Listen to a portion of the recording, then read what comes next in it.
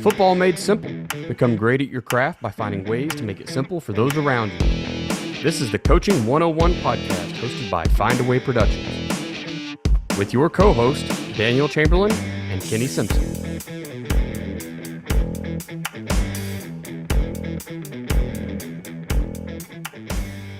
What's up, coaches? This is the Coaching 101 podcast. I'm Daniel Chamberlain. Co-host him here with Coach Kenny Simpson. Coach Simpson, how is Arkansas? Super hot. Super hot and rainy. I don't know if y'all been getting the rain in Oklahoma. We got like 7 inches of rain the other day, and now you got, I guess it's the humidity of all summer has been combined. So it's like walking out of a shower whenever you open the door and go outside. Yeah, all at the exact same time. You're right. It is the 13th of August as we record this, so you're going to hear it about 3 weeks late, probably, if you're listening to the podcast. If you're watching live, hi guys, welcome. But we have gotten so much rain, I feel like, in the last 5 days or 7 days in Northeast Oklahoma. I'm a deer hunter, and I'm trying to do food plots for the first time ever. And in July, when I left for my 2 weeks to go play Army at summer camp, it was so dry I couldn't plant my seed because it would just rot or the birds would eat it.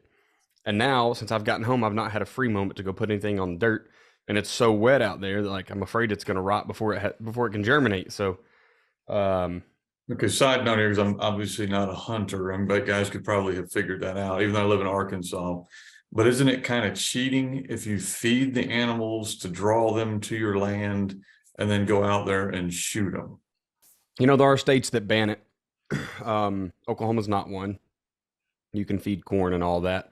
I think food plots is like the most natural way. I'm not putting whole kernel corn in a feeder. I do that too, but and then hunting on top of that corn to kill them. I'm just putting out better grazing material to give them food for the winter. I'm not opposed to hunting. I would go shoot whatever you want. I just feel as though, like, the sport of it, when you watch the thing come up and you're like, oh, wait till tomorrow when it's legal, I'm about to light you up.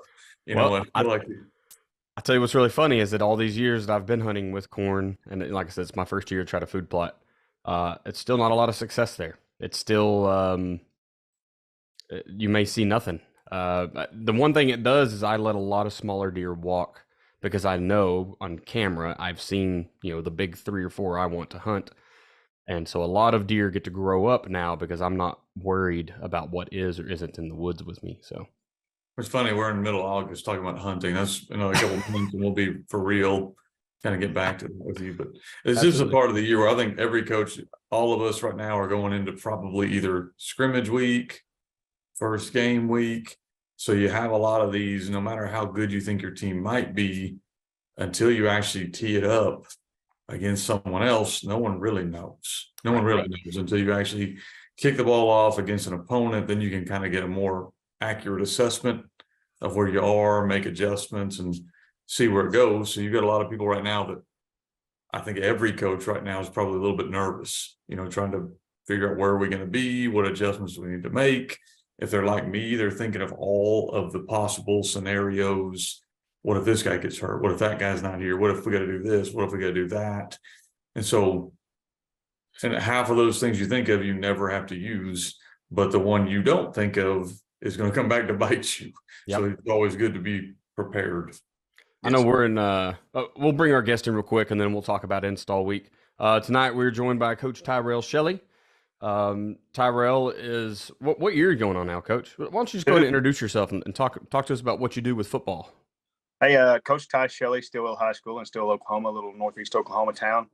Got picked up last year, actually got the opportunity. I'm a retired firefighter paramedic, and just kind of continue to want to give back a little bit and find my peace, and was lucky enough to get a slot as a volunteer coach, and kind of got put inside linebackers. And it's kind of, I've kind of been molded and trying to learn the X's and O's a little bit more. I had no clue that it was going to be a lot tougher than I thought. I thought, heck, it's football. You just block here, block there. It's odds and evens. And man, it's a chess game, and I've been playing checkers my whole life. So this year I'm year 2 with inside linebackers, and sounds like I'm going to pick up a little offensive stuff and coach the S backs for us. So awesome, man. That's great.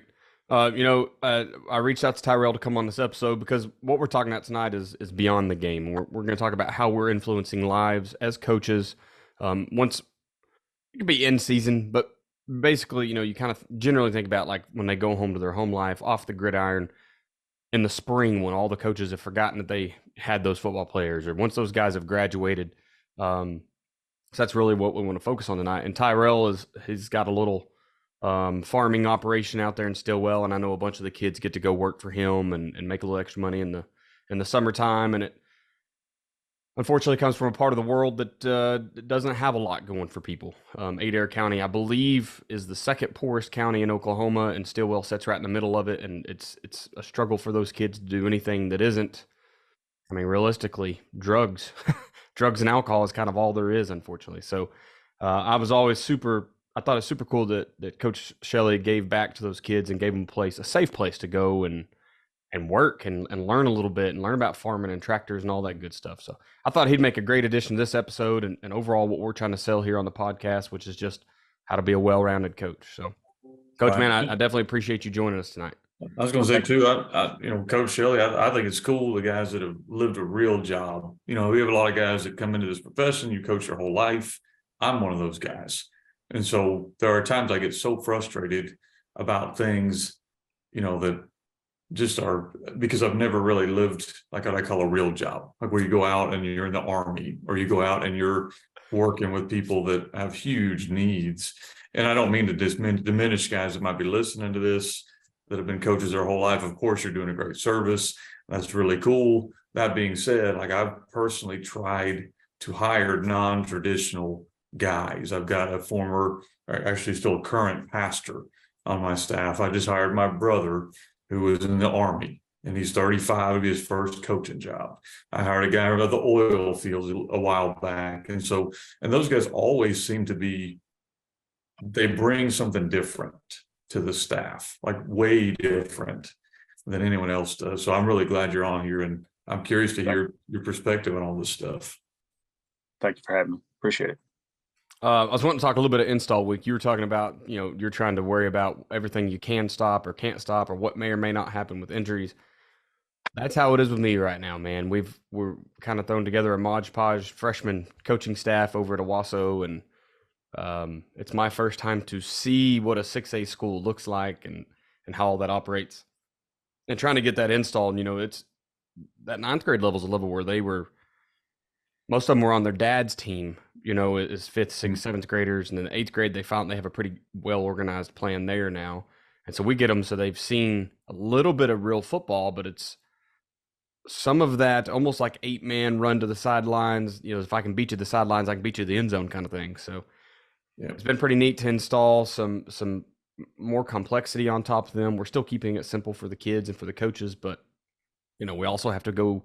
I mean, we play Bixby, and I know y'all have seen what they're doing with varsity. Their freshman crew isn't far behind. So we have to be complex enough to stop that. So install week has been a blast. It's been a mentally taxing, just trying to get all that put in and make sure you're carrying enough, but not putting too much too early. So yeah, with those the junior high, JV, whatever, everybody's kind of levels different. I don't know what 9th grade is in Oklahoma. For us, it's still junior high in Arkansas, but one of the old coaches used to tell me this is the worst thing for a coach is to have an undefeated junior high team. And I always kind of thought, man, I'm not so sure I agree with that. That's a lot of talent. And now that I've coached longer, I realize like the worst thing for a coach sometimes is that team that has never lost a game in the 4th, 5th, 6th, 9th grade, whatever, and they get to you and all of a sudden the world opens up. It's not that you're a worse coach. They're playing much better opponents. Yeah. And how they handle that. So like you in the 9th grade, I'm curious you'll get this. I'm sure you may have come from multiple places with those kids who maybe have always been the guy, and welcome to where everyone's the guy. And I kind of look at it as 4th, 5th, 6th, 7th grade, you can win with one kid. Get to 8th and 9th grade, you can probably win about 3 or 4 kids. You got to have 11 to win when you're playing varsity. And it's such a different game. Well, Coach, before we get going, why don't you share some ways that other coaches can make things simple for their staff and their players? Sure. Coaching 101 podcast is sponsored by Find Away Productions. Find Away Productions also sponsors FB Coach Simpson Simpson.com, which houses over 30 books, all things offense, defense, special teams. A lot of the stuff we're going to talk about tonight that I think is more important than football. There's multiple team theme books over there you can go get if you really want to impact your team, at least give you some ideas there. I've got a lot of books out there where I talk about things that I did that I wish I could have done differently that might be able to help you over there as well. And then there's Headsets, the magazine that's free. It's all over at fbcoachsimpson.com. We're putting out tomorrow, we're getting our brand new coach's stencil. So if you're over the age of 40, like me, you remember they gave those things out at the clinics where you had to draw your circles right. We just got our first one sponsored by Find a Way. I'm so excited because I couldn't buy one. So I just looked up, order from China, and my wife designed them. They're going to be here tomorrow. So that'll be over at fbcoachsimpson.com.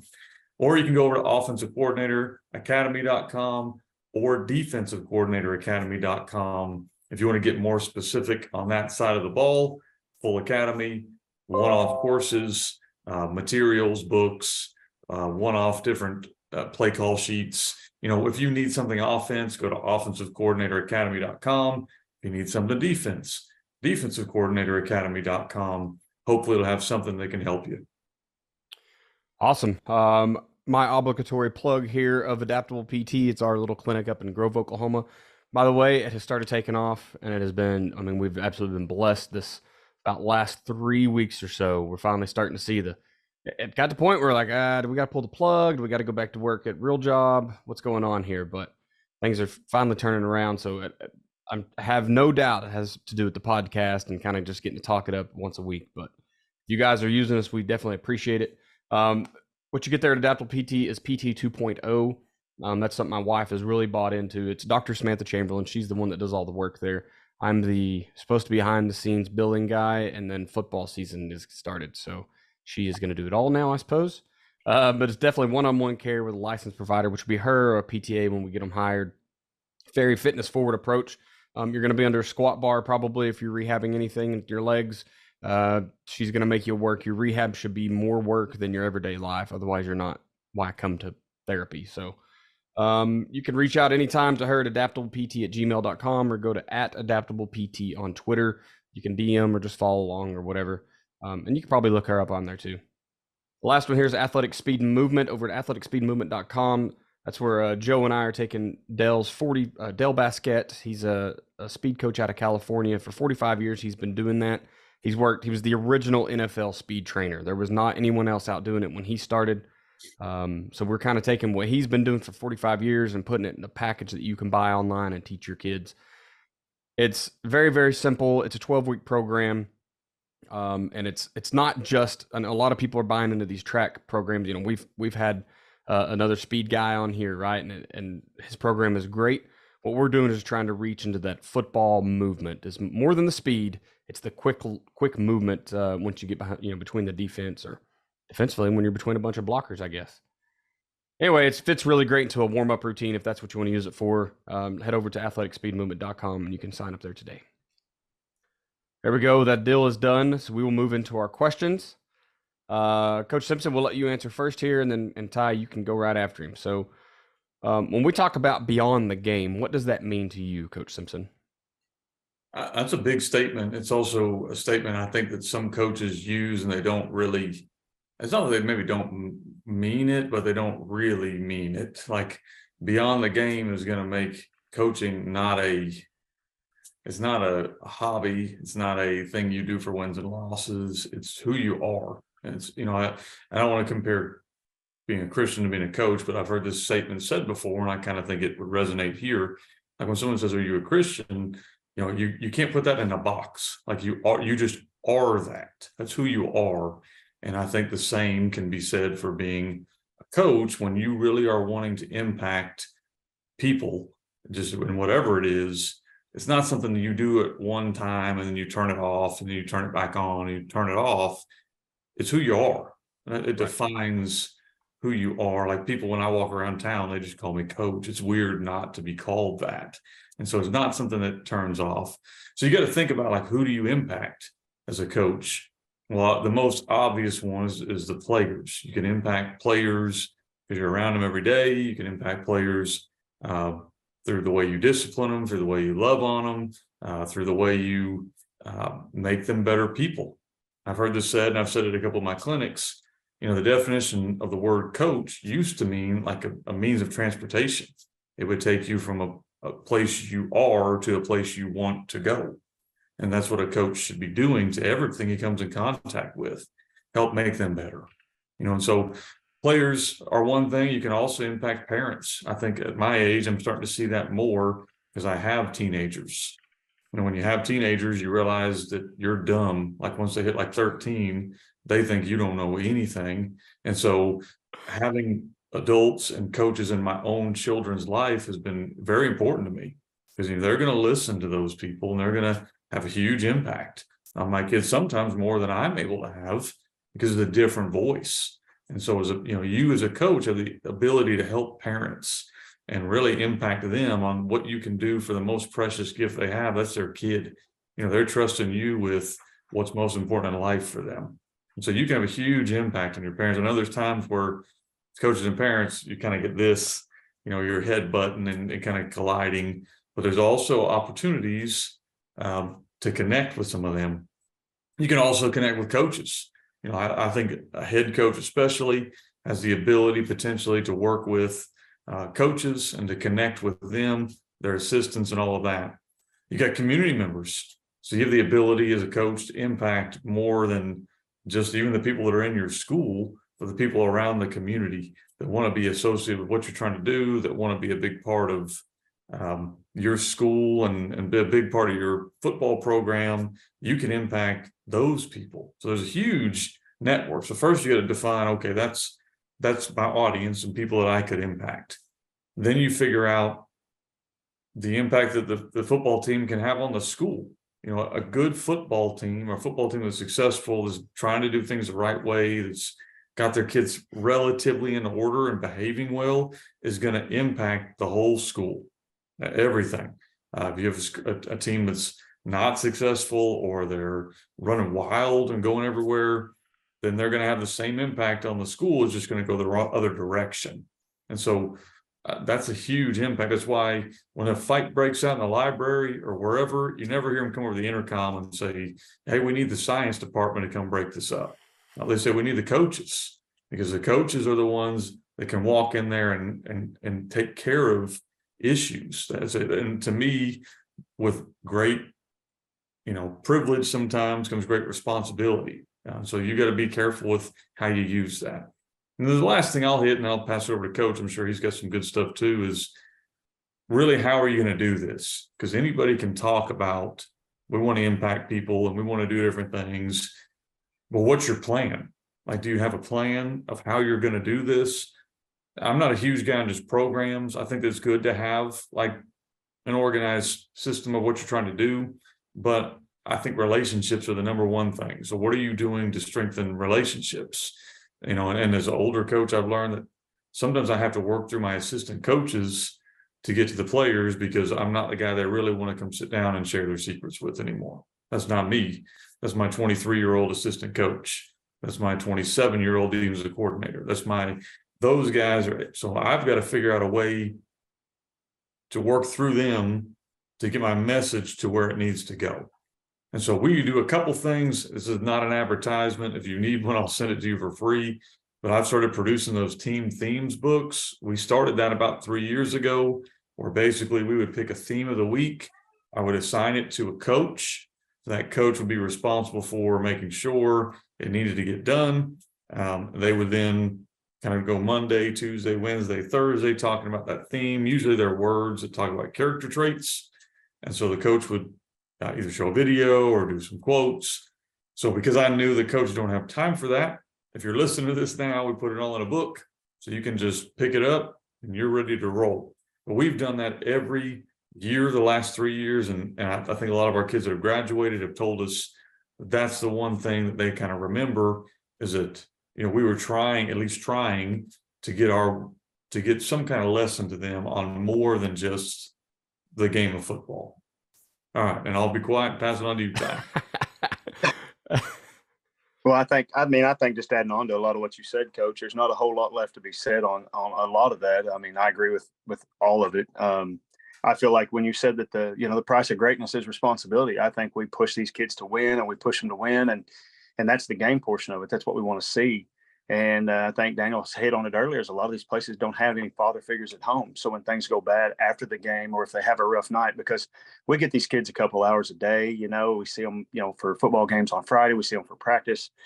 They've got a whole lot going on in this part of the world down here, and they may not have a dad to go to. And I mean, to me, it's up to us to build the trust in them that if they have nobody else to go to, they can come back to us coaches. I mean, that's definitely beyond the game. I mean, we want to be there for them, not only on the field, but off the field, at home. I mean, my phone rings as it is now. I mean, not patting myself on the back, but there's a lot of these coaches in this system that I've been with the last couple of years and currently that, man, we pick up the phone 24/7 for these boys.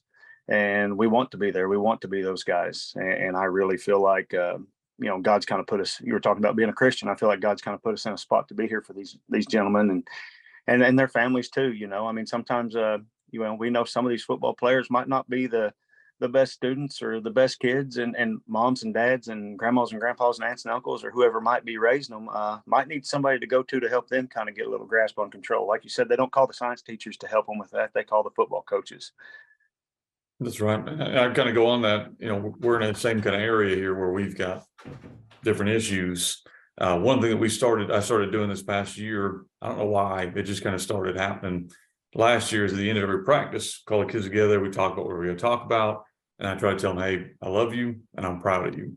And it's something that a lot of them, somebody told me that one of my clinics, I think I was doing clinics last year, maybe 2 years ago. And they told me, that these kids don't hear that. And so I said, okay, I'm going to get to the point where I'm going to do it every day. And sometimes I'm sure I get an eye roll or whatever, and we'll call it up and we'll go. I think that some of them, it's starting to kind of hit home with that, we are proud of what you're doing, that we recognize we're pushing you, but we also recognize that you're making strides.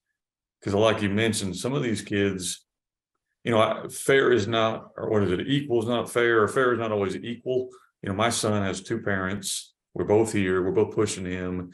I would say he's probably middle income, so he's got what he needs. And then we're dealing with kids with zero parents, Yes, and zero income. And yeah, they're going to be held to a standard, but is it fair to hold them to the same standard he's held to? And so trying to have those conversations, that's the real world. A lot of football coaches, it's easy to kick them off. They're not your problem anymore. But are you really going to invest? And I'm not talking about the 5-star athlete. I'm talking about the kid whose parents never show up to pick him up. He's your backup tackle on JV. You know who that kid is if you're listening to this on a podcast. Yeah. You can invest in that kid when it's super annoying because you drop them off and there are people there that could have picked them up, but they're not willing to. And so those are those kind of, you want to talk about, you're going to be, if you're really in this for the right reason, that's what challenges you. Yes, sir.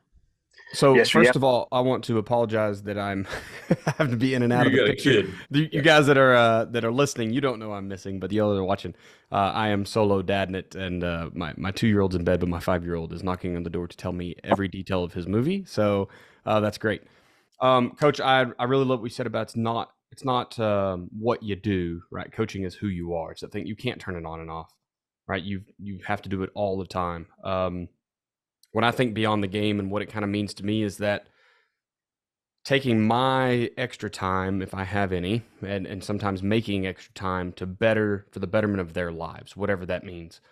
For some coaches, that's just as simple as helping them get recruited to the next level, helping them understand what grades they need to have or what classes they have to take, right? Like I've always taken on myself to like the liaison for college stuff because for the most part, I understand that stuff. And I don't know, my wife she helped people plan their classes or whatever their schedule. So we just kind of have an understanding of what's going on there. Sometimes it is life advice, right? It's how to get off drugs or alcohol. Unfortunately, we've had to have that talk with kids. It's girl problems. It's everything, right? The kid comes to you distraught because his girlfriend's breaking up with him or whatever. And you got to be able to have that conversation. So it really is, Tyrell, you said something about it, like being the father figure. And that is exactly what sometimes you're being the other dad. And unfortunately, sometimes the only dad. So whatever that means, it's little conversations at lunch. It's giving them a place to go to feel comfortable about having conversations. that maybe aren't super comfortable to have with other people.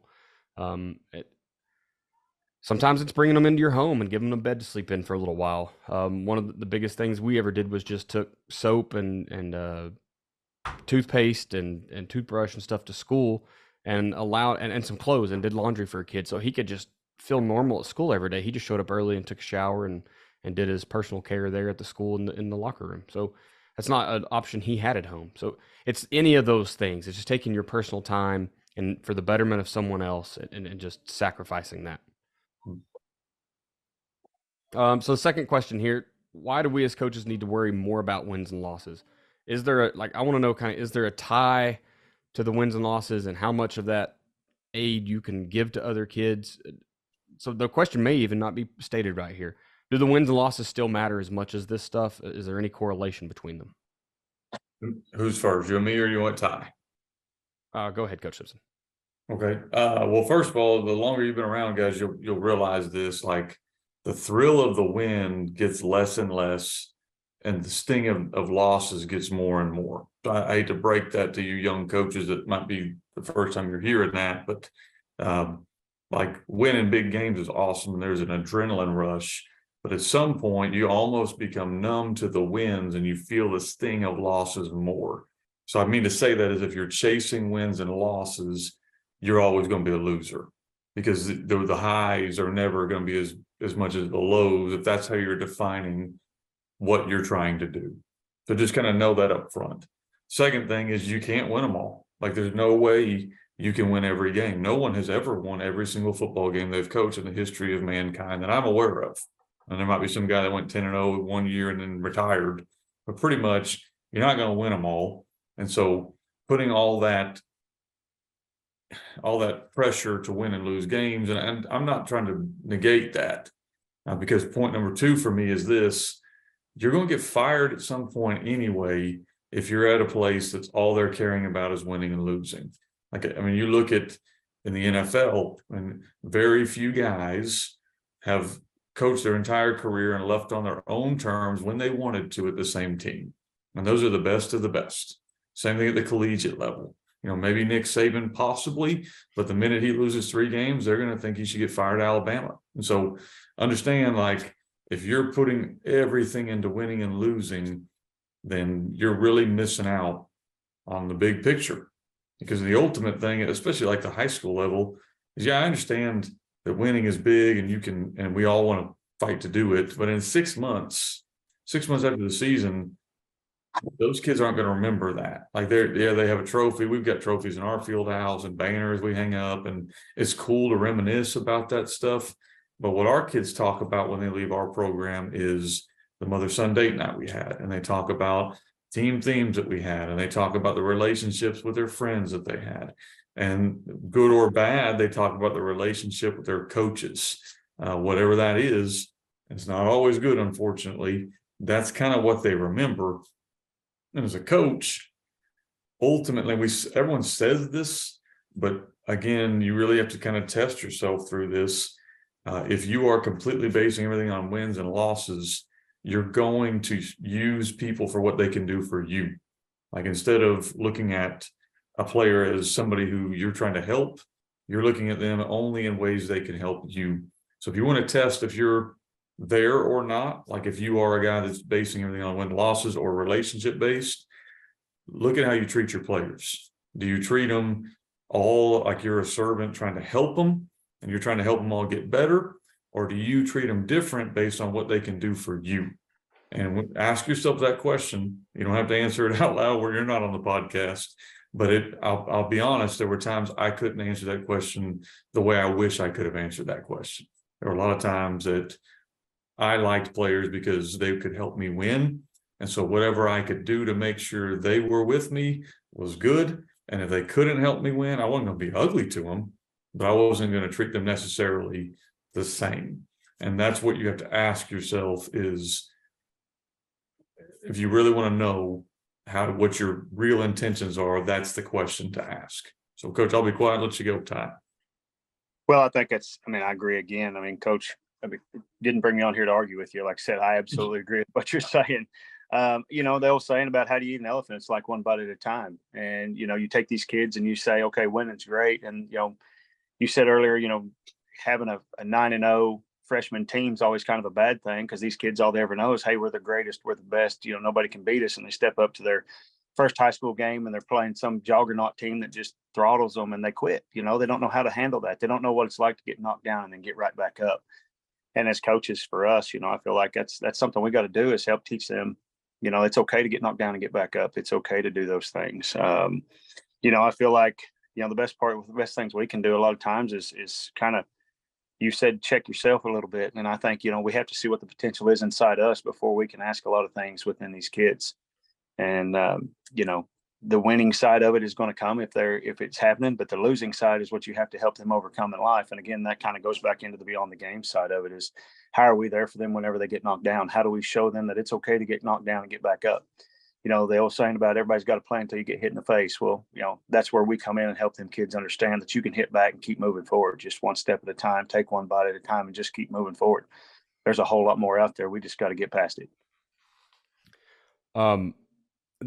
The wins and losses, man, I know that I've said it on this podcast before about, and I don't have one. And so maybe if I ever get to win my first state trophy, I'll feel a little different about this, but I truly feel like those things sit in a trophy shelf and get old. You know what I mean? And it doesn't, not that the joy of that sometime will go away. Look at that. Look at you. You know where these are? They sit in my office. And the last time I put one of these things on was probably about 2 years ago. Yeah. But I bet you could tell me, several names of kids you've helped through whatever their dilemma was that week or that year. I think there is a balance. There has to be a balance. You can't just come in and be a social worker as a coach either, because with every win and every winning season and playoff victories and eventually a ring, it brings you more resources to help more kids, right? If you come in and you're sub 500 ball all the time, you're not going to be there long enough to be a staple in their life anyway. So, I mean, there has to be some balance. You have to go out and do your best as a coach. Just understand that it doesn't, when you have that into practice on the schedule, you don't get to quit then, right? Yeah, I want to make sure we do the little caveat here. We are talking about what's more important, but like you are paid professionally to help these kids be the best version of themselves and to win games. And so I don't think it's, a lot of coaches get upset. Well, they fired me. Of course, if you lose, they're going to fire you. I mean, just kind of know that's part of the job. So I'm not here advocating that if you're a great person and go 0-10 for 3 years, you should retain your employment. No, you need to figure out why you went 0-10. I've been there. Like I have been 0-10, and those kids were some of my favorite kids. They were not super talented, and I wasn't the best coach. That was a perfect storm of not good. Okay. But what it did was the kids and me had to reflect, make adjustments. Like Coach Ty said, move forward. That group ended up being 8-4 when they were seniors, first time making the playoffs. So those lessons that you learn as a coach and as players do lead you forward. But, and you mentioned it, I'd hate to send a kid out into life who had never lost a football game his entire life or have experienced failure. Because what happens the first time he loses his job or something else happens in his life? That I tell these kids already, I said, like, it sucks right now in high school, but man, it really sucks once you graduate high school, because those losses are different and they sting a lot worse. And so just make sure we're preparing them for that. Yeah, definitely. I had somewhere else I was going to go with it, and I'm drawing a blank. So there's the joy of recording live. You're welcome, Facebook. You get to see how this thing works. But yeah, just the victories that eventually will burn out. But the kids, man, they will remember that forever, and they're going to come back and tell other people, and the joy will spread. I remember what I was going to say now. A lot of the wins and losses comes from your ability to teach the game, and it comes back to leadership, right? And I mean, if you look at life, it kind of is the same way. It's just a game. You just got to know how to beat that next obstacle that's in your way. For some people, it's financial. Some people, it's social. So, there's a ton of things that people's obstacles are, but it's just taking that little piece. Think about it like a drill in football, right? I need to take a piece of the game and practice how to beat it over and over again. So that way, when I face it in the game, it's done deal, right? I've already seen this that many times. And so it's kind of the same thing. It's showing these kids, there can be these hardships. You're going to go through things that suck. You're going to be physically and mentally tired. Life can beat you down. You can feel like you have no chance to come back whatsoever, but you got to stick in there, right? There's always going to be a way to make that happen. There's a way out. Football, sometimes we run out of time, right? You only get 60 minutes or less, I guess, to go out and solve that problem and do it enough times that you get to make the comeback. But that's not life, right? So we get to teach them, like, you don't have to have an answer right now, like just that resiliency and sticking with it. But that comes back on you as a coach. If you can coach winning football, I feel like a lot of times you can take those same leadership skills and those same abilities to plan and coach winning life to those same kids. So maybe, I feel like there's a pretty good correlation there. All right, last question here. How can we extend our influence beyond the game? Go ahead, Coach Simpson. I just put two different things down here, and I'm hoping Coach Ty's got some other ones he might be able to share. But so we do a lot of events with the kids that are not football related, and some years more than others. So I'll just give you kind of a rundown of the last couple of years. And some of these events we do every year, some we do every other year, some we kind of mix and match. But we do a Mother's Sunday. Now we just got done with that, so it's kind of fresh in my mind. Where we talk about the importance of moms, and we try to teach them how to treat ladies, how to dress up for them and go serve them, and talk a little bit about that kind of stuff. And we've done a father-son retreat where we've brought them in. We talked about the importance of that relationship. And then a lot of them that don't have a father, we've talked about how that needs to look for them, because one day they will be, a father. We've got some that don't have mothers, so they'll be with someone else, and we'll talk about when that time comes. But those are those, Coach Ty mentioned, those uncomfortable conversations no one really wants to have with kids. No, those are awkward. I feel awkward. I don't really know the right answer on a lot of these things, but if no one talks to them, they never learn. And so we try to do a lot of those types of events. We took them this year to St. Louis to do a team camp, stayed overnight. I promise you, my coaches weren't thrilled of sleeping in a gym with our football kids, but those are the events those kids are going to remember. Those are those teachable lessons. Okay. But I know, Daniel, you have some young children.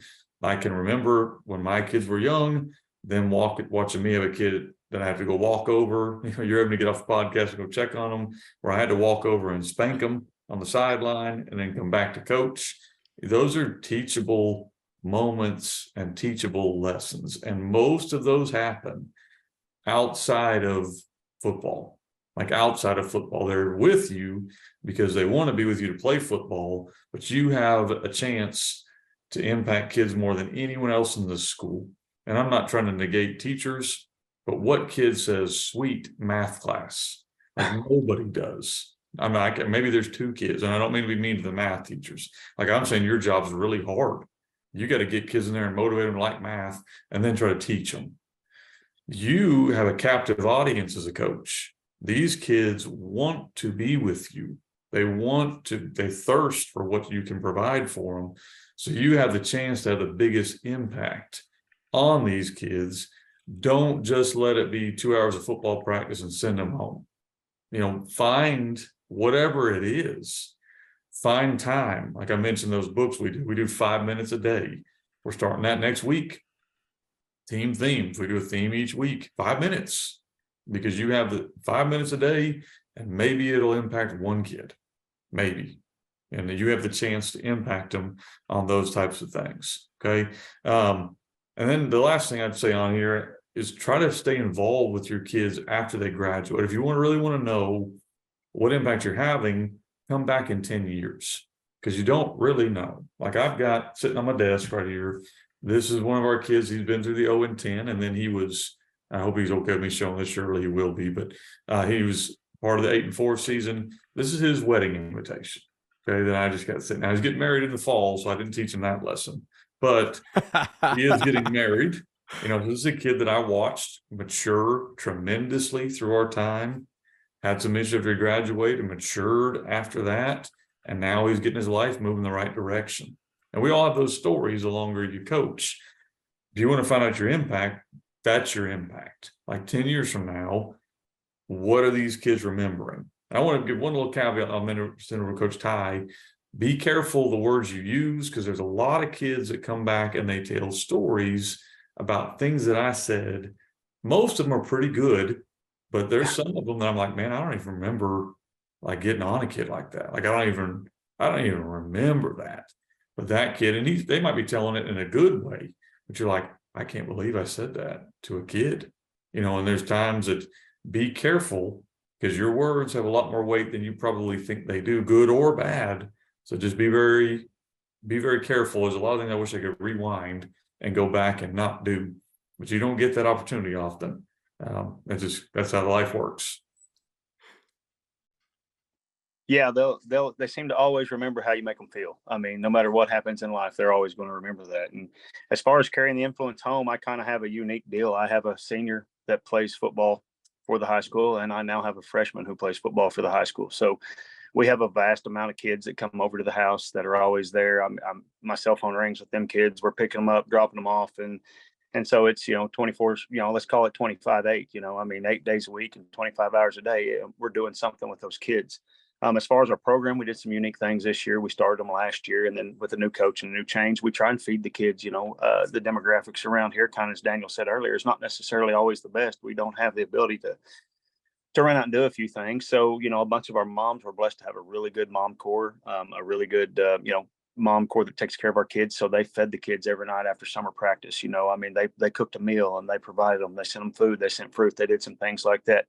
We got a moms and players thing coming up. We do a dads with decals deal. We're wanting to do a little bit of a retreat thing to kind of get some team building stuff, but we've kind of had some turnover in head coaches over the last few years. So it's kind of hard to really get a tradition started and going, but everybody is trying to do something to keep it moving.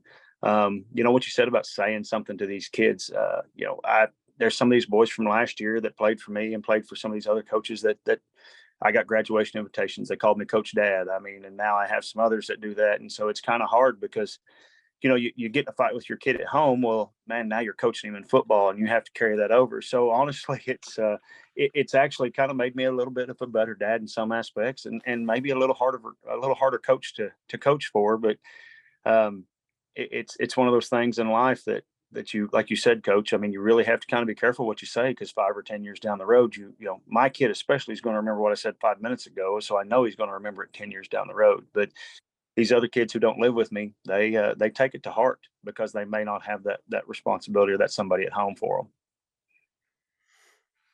I'm a very, very big believer in, I kind of live by a few mantras almost, but relationships over everything is the first one. And that is, it doesn't matter who you are, where you're from, how you grew up. We all had different lives, and these players do too. And so I start relationships early. The freshman kids I'm coaching right now, I've met them for the first time at like 7-on-7 this summer. I've probably seen them 6 days their whole lives.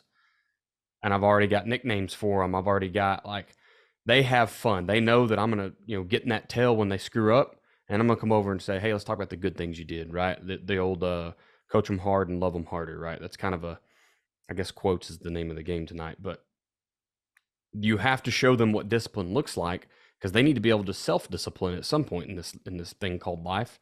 But right now they have us to help do that, right? But then you got to tell them at the end of the day, just they are still a part of your life, and it's okay. All that stuff's going to be over with, pretty quick. Learn the thing, and we'll be okay. Coach Ridley is my mentor, Kenny Ridley from down in South Central Oklahoma. And we had him on the other podcast, and something he talked about there was professionalism. Like always, you always have to show that professionalism. And I'm pretty guilty of not doing that. I'll talk to a kid about whatever they want to talk about, right? And I'll tell them my life experience, whether that was the professional way to go about it or not. Here's what I did.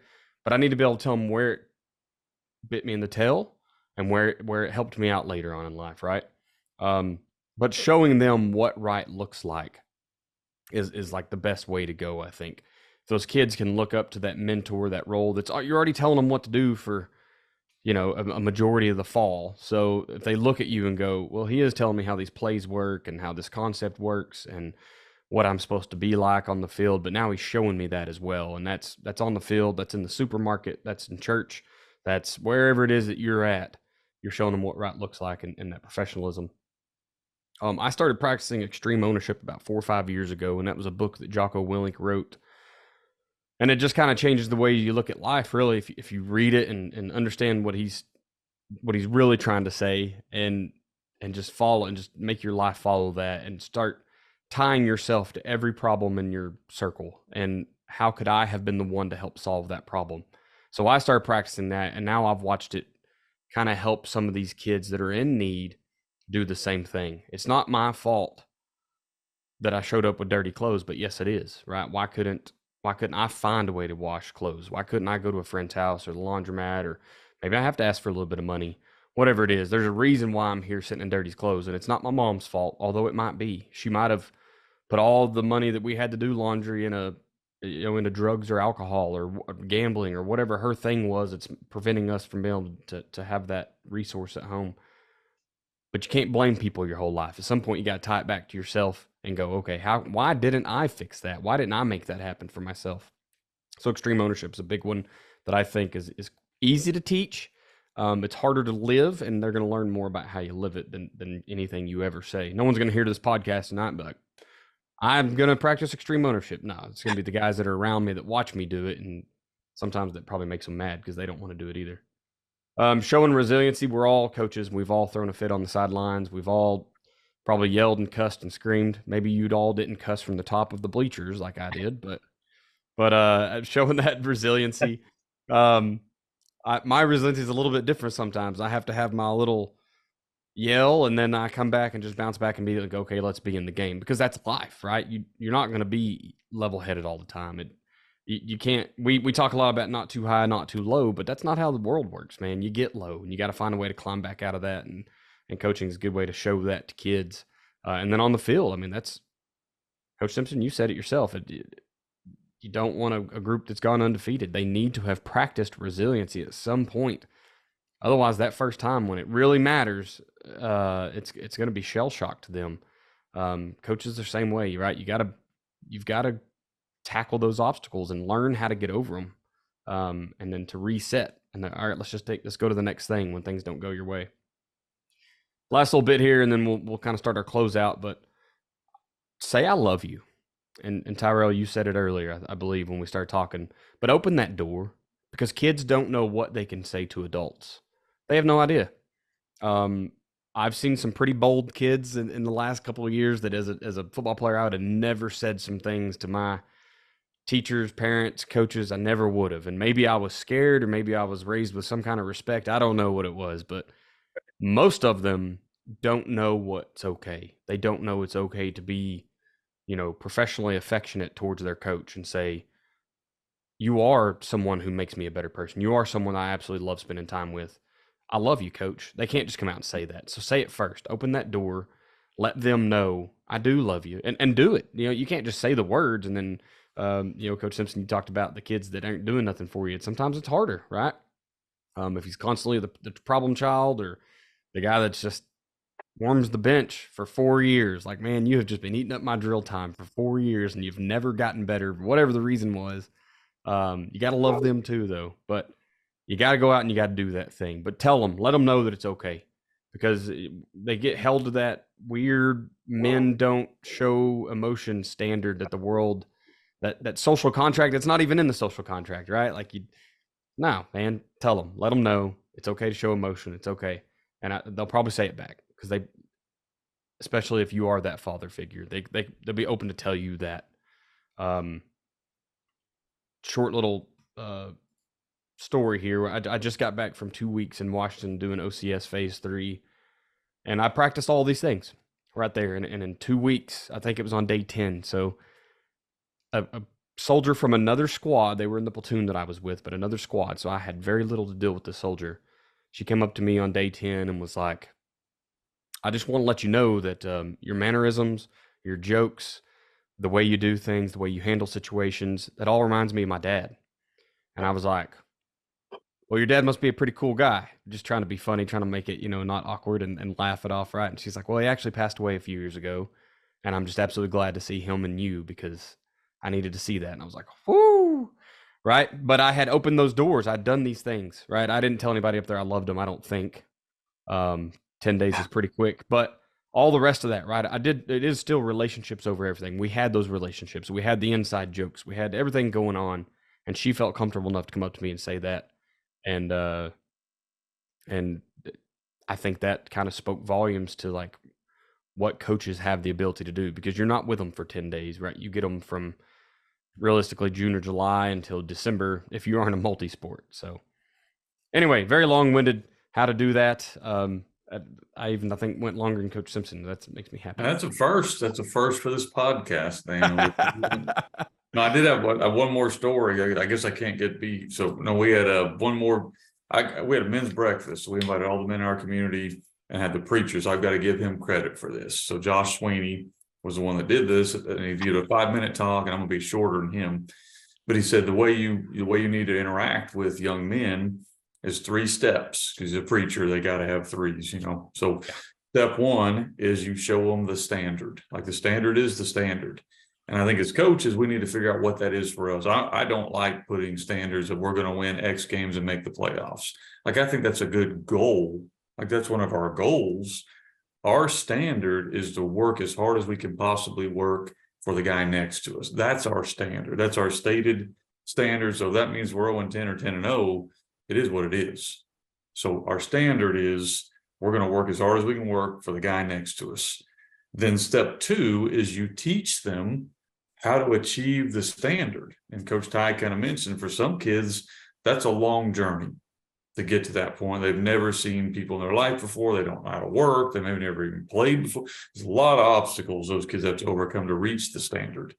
And the third one, he said, and this is the one that most coaches don't get, is once they reach the standard, you tell them you're proud of them for reaching the standard. He said a lot of times what we do is we move the goalpost.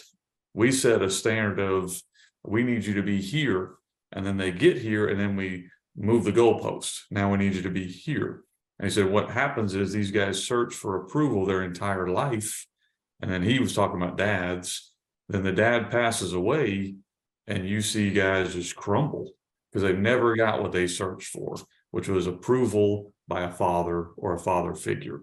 So be careful, you know, as you're a coach, set the standard, hold them to the standard, teach them how to get to the standard, but make sure at the end or whenever it happens, you're telling them you're proud of them for doing that, because they need that.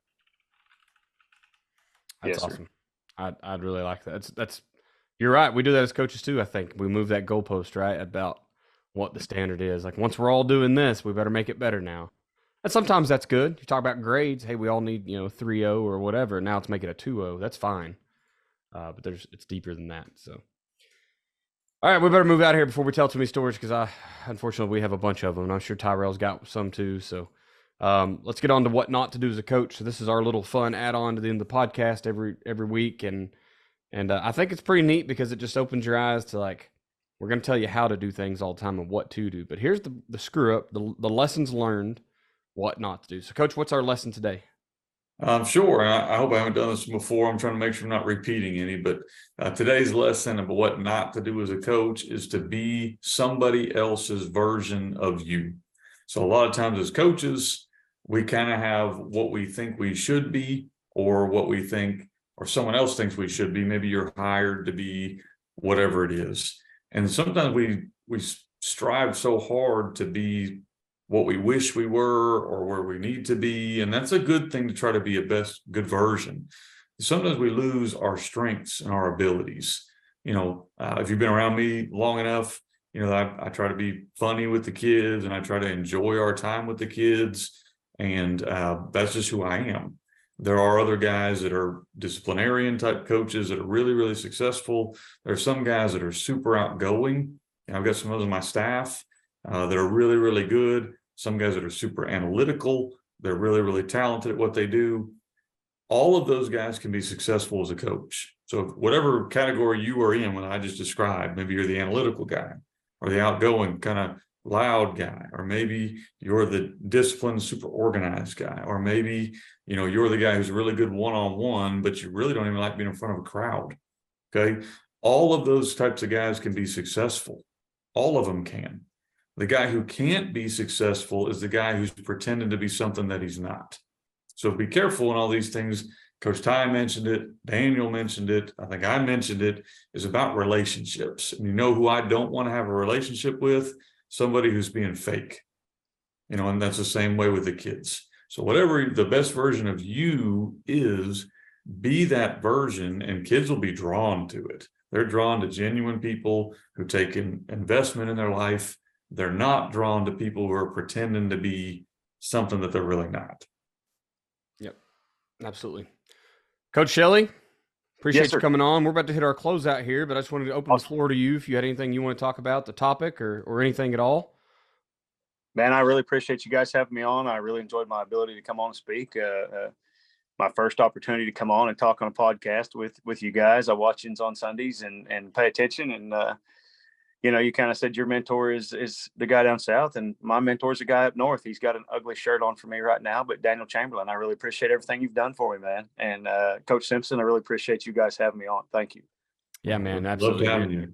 Yeah, appreciate it. Coach, why don't you go ahead and tell us how we can simplify football for our staff and our players? Sure. Coaching 101 podcast, sponsored by Find Away Productions. Find Away Productions also sponsors fbcoachsimpson.com. If you've been listening to this at all and you want to look at some materials that are deeper than the game, there are materials over there. The Team Themes book, Find Away book, Coaching Athletes Beyond the Game. Those are things I have a passion for, and we try to produce materials to help you reach your kids. That's all over at fbcoachsimpson.com. Of course, there's 30 other books, hundreds of other materials all over there. If you're wanting more scheme specific, I know we didn't hit a lot of scheme, you could go to offensivecoordinatoracademy.com or defensivecoordinatoracademy.com. Those are going to be much more specific to offensive side of the ball or the defensive side of the ball, ranging from a full academy, you get lifetime access, or you can go, I just want this one course, or I just want this one template, or I just want this one book. They're all over there at offensivecoordinatoracademy.com or defensivecoordinatoracademy.com. Awesome. I will just quickly plug Adaptable Physical Therapy again. Once again, if you're in Northeast Oklahoma, Northwest Arkansas, probably you Missourians can come on down. If you're Southwest Missouri, and I think Kansas might be a little far, but my wife, she's very, very talented at what she does. She's traveling right now. That's why I'm solo dadding it. She's away in Kentucky and just getting better at what she already does. She's quickly moved up the ranks of her little thing that she travels and teaches other PTs, and so she has everyone's best interest at heart. But something she's really focused on this year was concussions. I know that hits every team. It seems like every year.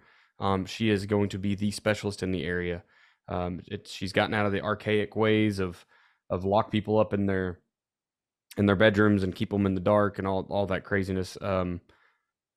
It's changed. So I even if you don't have a concussion, I hope you'll reach out to her on Adaptable PT, at Adaptable PT on Twitter. Just shoot her a DM and ask her what concussions look like nowadays. What's that treatment? You can do that from anywhere in the United States. So shoot her a message and ask her how those things are being treated now, because I want your kids, I want your players to recover as best as possible and as quick as possible. And then for any other physical therapy things, she'll probably send you exercises, because she's like me. She can't quit giving her time away. She just wants to help people. So, and then of course, athletic speed and movement. If you want to make your kids run fast, you want the grass to be tall on an away game, go to athleticspeedmovement.com, sign up today, get 45 years of the original NFL speed coaches stuff, right at your fingertips, and be able to put it in. You can do it in the end season. It's about 15 minutes of warm up. So instead of doing all the crazy hip stretches and whatever you're doing nowadays, you can be gaining speed while you're warming up and while you're stretching out. So go over and check that out. All right, social media.